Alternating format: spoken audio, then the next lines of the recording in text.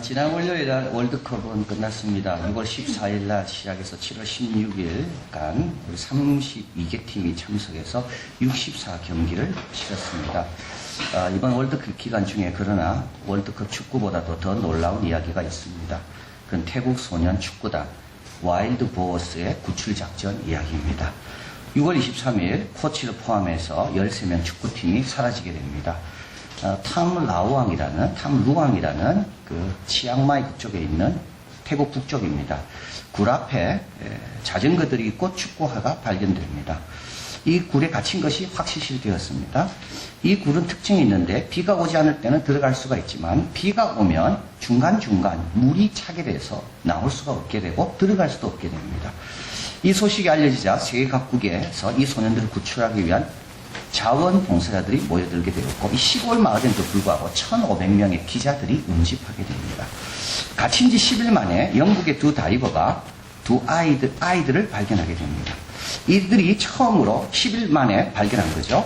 이 축구팀에게 질문하는 것은 몇 명이 지금 있냐였습니다. 이때 이 아이들은 놀랍게도 우리 13명 모두 살아있다 이야기합니다. 우리 아이들이 질문합니다. 당신들은 누구냐? 우리는 영국에 왔다. 이러니까 이 아이들은 축구하는 애들이기 때문에 영국 프리미어 리그를 잘 알고 있습니다. 그래서 영국에서 왔다니까 너무 반가워했다는 겁니다. 맨체스터냐? 뭐 이렇게. 자, 그리고 나서 7일 후입니다. 7월 10일 4km 거리입니다. 소년 한 명당 2명의 다이버들이 도와서 6시간에서 8시간 한 명 구출하는데 그렇게 해서 13명 모두 구출했습니다. 다친 곳 하나도 없고 아픈 곳 하나도 없었습니다.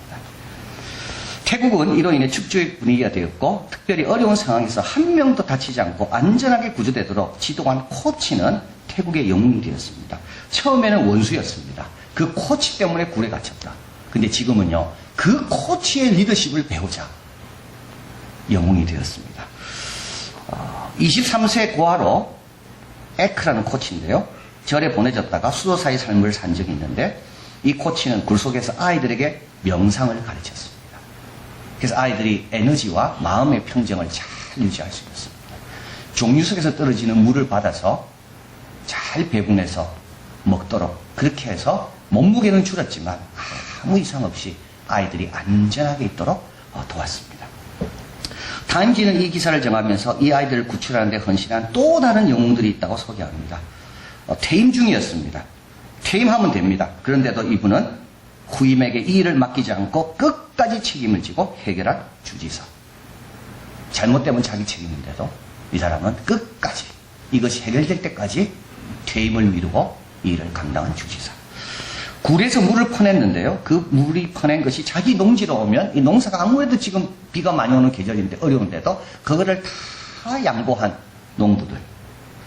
굴 속에서 들어갔습니다. 이 의사는 다이버인가 봐요. 그래서 다이버 닥터라 그러는데 이 팩이라는 의사는 굴 속의 다이버에 들어가서 아이들과 함께 며칠 밤을 지내면서 아이들의 건강을 돌본 닥터 팩. 변명은 다이버 닥터입니다. 그리고 세계 각지에서 모여있는 90명의 다이버들. 저는 이 기사를 읽으면서 안과 박이 하나가 되니까 역사가 일어나는 겁니다. 이번 교회학교 행사에 안과 박이 하나가 되어야 됩니다. 여러분, 교사들은 코치와 같습니다. 아이들과 함께 있는 거죠. 밖에는요, 우리가 있습니다. 우리 학부형들과 우리 성도들이 있는 겁니다. 우리가 동원할 수 있는 걸 다 동원해야 됩니다. 지금은 이거 할 때입니다. 지금은 우리 아이들이 이번 유두고처럼 살아날 수 있도록 온 성도들이 우리의 마음과 관심을 우리 수고하고 땀 흘리는 교사들과 그 아이들에게 다가 있어야 됩니다. 희생과 헌신을 다 같이 각오해야 됩니다. 그래야 어떻게 됩니까? 13명 모두 건강하게 구출되는 겁니다. 오늘 본문은 사도 바울이 주님을 만난 기사입니다. 유명한 담에석 회심이라고 말합니다. 사도 바울은 이 예수님을 만나 변화된 내용이 너무 중요하기 때문에 이 사도행전만 해도 3번이나 나옵니다. 한 번은 누가가 전하고 있고요. 2번은 사도 바울이 본인 스스로 입으로 소개합니다. F.B. 마이어는 이 기사를 이렇게 말합니다. 3번이나 소개되고 있고 그 양에 있어서 예수님 십자가 다음으로 많은 것으로 봐서 그 중요성은 결코 작다라고 말할 수가 없다. 어떤 중요성입니까? 어떤 핍박자도 전도자로 바뀔 수가 있다. 소망을 가져라. 하나님의 권세와 능력은 훨씬 크다.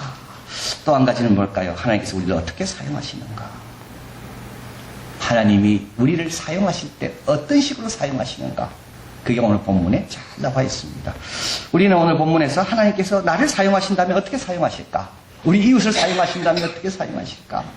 우리 자녀를 사용한다면 어떻게 사용하실까? 하나님의 사용하는 방식에 대해서 살펴보려고 합니다. 첫째, 하나님은 우리에게 속한 것을 통해 우리를 사용하십니다. 3절에 보면 한번 읽어봅니다. 나는 유대인으로 길리기아 다수에서 났고 이 성에서 살아 가마리알의 문화에서 우리 조상들의 율법에 엄한 교훈을 받았고 오늘 너희 모든 사람처럼 하나님 믿게 하여 열심히 있는 자라. 하나님께서 사도 바울은 다수에서 태어났습니다. 다소는 굉장히 번성한 국제적인 도시입니다. 사도 바울은 도시를 잘 알고 있습니다. 그래서 사도 바울은 빌립보 가든 고린도 가든 데살로니가 가든 전혀 어색하지 않습니다. 하나님은 사도 바울의 다소 출신을 사용하시는 겁니다. 이 가마리알 문화는 누굽니까? 최고의 스승이 가마리알입니다. 가마리알이 죽었을 때 율법의 영광과 절제가 떠났다고 다 통했습니다. 누구나 가마리알 문화이면 거기에 학생이면 다 존경받았습니다. 사도 바울은 가마리알 문화에서 공부했습니다. 그의 성격은 어떻는가요? 엄한 교훈도 견뎌낼 수 있는 성격입니다. 사도 바울은 열심히 남보다 탁월합니다. 사도 바울은 뭘 할 때 대강하는 사람이 아닙니다. 전 존재와 전 자원을 다 바쳐서 이를 감당하는 사람이 사도 바울입니다. 하나님께서 이걸 다 사용하시는 거예요.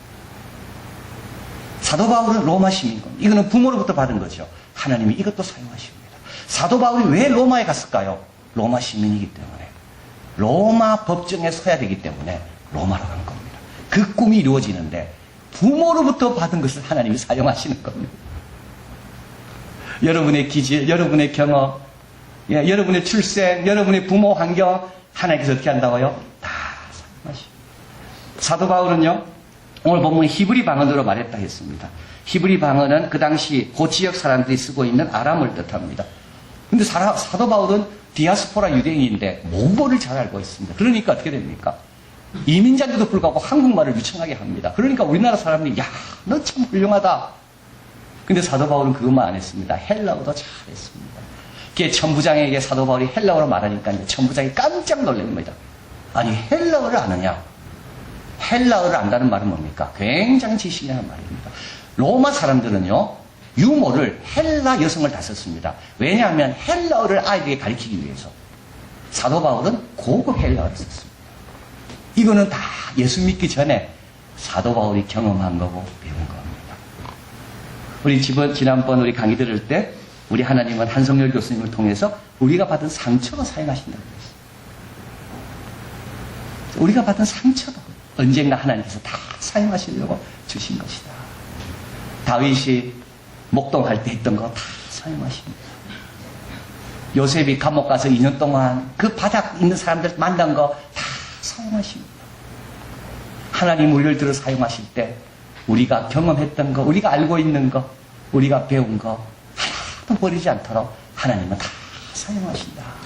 자, 그래서 디모데전서 4장 4절 5절 한번 읽어봅니다. 하나님의 지으신 모든 것이 선하심에 감사함으로 받으면 버릴 것이 없나니 하나님의 말씀과 기도로 거룩하여 지민이라. 여러분이 경험한 거 이거를 말씀과 기도로 잘 갖고 있으면 언젠가는 다 사용하는 것입니다. 하나님이 지으신 것은 다 선하기 때문에 감사함으로 받아라. 불평하고 원망하지 말고 말씀과 기도에 비춰보면 하나님께서 왜 주셨는지를 언젠가는 다 알게 될 것이다. 이게 하나님이 우리를 사용하시는 방식입니다. 두 번째로 하나님은 은혜로 우리를 사용하십니다. 4절 5절 내가 이 돌을 핍박하여 사람을 죽이기까지 하고 남녀를 결박하여 옥에 넘겼노니 이에 대제사장과 모든 장로들이 내 증인이라. 또 내가 저희에게 다메섹 형제들이 가는 공문을 받아가지고 거기 있는 자들도 결박하여 예루살렘을 끌어다가 형벌받게 하려고 가더니. 자, 사도 바울은 이 도, 예수 믿는 이 도를 핍박했습니다. 이 도에 대한 매력은 전혀 없습니다. 이 도를 원수처럼 여겼습니다. 그리고요, 이 도를 믿는 사람을 죽기까지 했습니다. 그런데 남녀만 죽인 게 아닙니다. 여자까지도 다 결박하여 옥에 넘겼습니다. 사도 바울의 유일한 관심이 있다면 이 감옥을 예수 믿는 사람으로 가득 채우고 싶은 것이 사도 바울의 소망입니다. 이런 사도 바울입니다. 그리고 누가 시키지도 않았습니다. 예루살렘에서 다메섹까지는 240km입니다. 얼마나 먼 거리입니까? 예루살렘도 부족해서 사도 바울은 다메섹까지 간 겁니다. 그런데 이런 사도 바울을 우리 예수님이 사울아 사울아 부르시죠. 사울이 이때요 예수님께 이렇게 이야기합니다. 주여 누구십니까? 이 질문이 무슨 뜻일까요? 만약에 지금 빛 가운데 나를 부르시는 그분이 예수님이라면 자기는 그동안 이 빛은 하나님의 임재의 상징이거든요. 하나님을 자기가 원수처럼 여겼다는 거예요. 그래서 사도 바울은요 너무 놀란 겁니다. 빛이 쫙 비치고 그리고 음성이 들리는데 사울아 사울아 네가 왜 나를 핍박하느냐. 이때 사도 바울은요 사울이죠 이때는 빛 가운데 있다면 틀림없이 하나님인데 바로 이분이 내가 핍박한 그분이니까. 그래서 누가 당신은 누구십니까? 우리 예수님께서 말씀합니다. 나는 네가 핍박하는 예수다. 우리 예수님께서 사도 바울에게 일을 맡길 때 이거 모르고 맡기셨습니까? 아닙니다. 다 알고 맡기셨습니다. 여러분 우리 봉사 맡길 때 하나님 모르고 맡기셨을까요? 다 알고 맡기셨습니다. 우리가 지은 죄 다 알고 맡기십니다. 우리가 과거 어떤 거 했는지 다 아십니다. 나는 네가 나를 핍박한 거 다 알면서 너에게 이 귀한 일을 맡긴다. 그래서 이 맡긴 일은 뭡니까? 은혜로 주신 겁니다.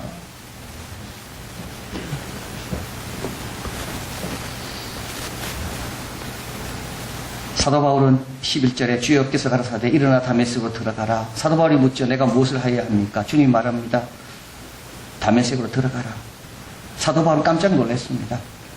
아마 너 평생 안진뱅이로 살아라 이렇게 나올 줄 알았을 거예요. 내가 뭘 해야 됩니까? 너 평생 굶어라 이럴 줄 알았을 거예요. 근데 주님은요 그렇게 말하지 않습니다. 이게 은혜입니다. 돌아온 탕자가 올 때 아버지한테 뭘 기대했습니까? 품꾼에 하나라도 써주면 좋겠다. 그런데 아버지는요 품꾼이 아닙니다. 과거도 묻지 않으시고요 자녀로 삼아주시는 겁니다. 자, 그래서 사도 바울이 이 은혜를 사도 바울이 잊지 않습니다. 이게 사도 바울의 훌륭한 점입니다. 은혜를 받아도 은혜를 잊은 사람이 있는가 하면요 은혜를 평생 간직하는 사람이 있습니다. 사도 바울은 은혜를 평생 간직합니다.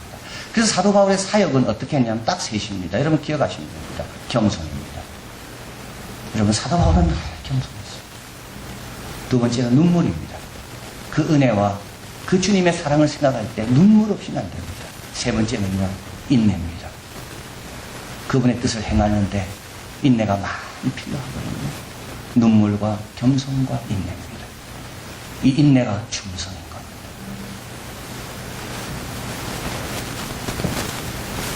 하나님의 은혜를 아는 사람, 겸손히 행하고요, 눈물로 행하고요, 충성스럽게 행합니다. 사도 바울은 사실은 다메섹에서 죽어야 됩니다. 그런데 주님께서 죽이지 않고 오히려 복음 전도자로 세워주십니다. 어떻게 사용하십니까? 은혜로 사용하시는 겁니다. 자, 마지막으로 하나님께서 어떻게 사용하십니까? 우리 하나님께서는 또 다른 사람을 통하여 우리를 또 사용하십니다. 자, 이제 사도 바울에게 주님께서 말씀하죠. 무엇을 하여야 합니까? 하니까 너에게 이를 사람이 있을 거다. 그 사람은 아나니아입니다. 12절에 읽어봅니다. 율법에 의하면 경건한 사람으로 거기 사는 모든 유대인들에게 칭찬을 듣는 아나니아라 하는 이가 있습니다. 이제 이 사람이 사울에게 뭘 행할지를 알려주게 됩니다. 이제 9장에 가보면 이건 누가가 전하는 사도 바울의 회심 기사입니다. 거기에 보면 10절 11절 이렇게 나옵니다. 그때 다메섹에 아나니아라는 제자가 있습니다. 주께서 환상 중에 불러 아나니아야 하십니다. 그러니까 아나니아가 내가 여기 있나이다. 일어나 집가라 하는 거리로 가라. 거기 유다 집에 다소 사람 사울이라 하는 사람이 찾아라. 제가 기도하고 있다. 이렇게 이제 아나니아에게 이야기했죠. 그리고 나서 주님은 뭡니까? 사울에게 또 이야기합니다. 저가 아나니아라는 사람이 들어와서 자기에게 안수하여 다시 보게 하는 것을 보았느니라. 이걸 이중현시라고 이야기합니다. 하나님은 사울에게 이야기합니다. 아나니아라는 사람이 올 것이다. 그가 정한 바를 알려줄 거다. 그리고 또 아나니아에게는요. 사울에게로 가라. 집가에서 기도하는 중이다. 네가 오면 네가 올 줄 알고 있을 거다. 이중현시입니다. 우리 하나님께서요. 자녀들에게만 말하지 않습니다. 부모에게도 같이 말하십니다.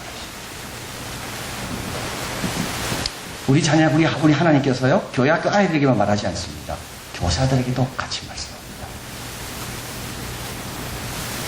이건 이중 현실입니다. 하나님께서 고넬료에게 이야기합니다. 피장 시몬 요바에 있는 집에 가서 베드로를 집어라. 그리고 나서 또 베드로에게 이야기하죠. 지금 온 사람은 네가 가야 될 사람이다. 내가 거룩하다는 것을 네가 속되게 하지 마라. 이중 현실. 여러분 깨어있어요. 하나님께서 아나니아처럼 우리를 사용할지 모릅니다. 그러면요, 우리가 가야 됩니다. 자, 이 아나니아가 사울을 만나 형제여라고 불러줍니다. 사울의 눈이 다시 떠지게 되고요. 14절 참 중요한 말을 합니다. 한번 같이 읽어봅니다. 그가 또 가로되 우리 조상들의 하나님이 너를 택하여 너로 하여금 자기의 뜻을 알게 하시며 저 여인을 보게 하시고 그 입에서 나오는 음성을 듣게 하셨으니, 자, 이렇게 이야기합니다. 잘 보십시오. 아나니아가 사도 바울에게 이야기합니다. 사울입니다. 너를 택했다. 하나님 너를 택했다. 택했는지 뭘로 아느냐? 자기의 뜻을 알게 하신 것이 너를 택한 증거다. 또 한 가지, 의인을 보게 하셨다. 의인은 아무나 못 봅니다. 근데도 너에게 허락되었다. 이게 바로 너를 택한 증거다. 그리고 음성을 듣게 하셨다. 이게 너를 택한 증거다.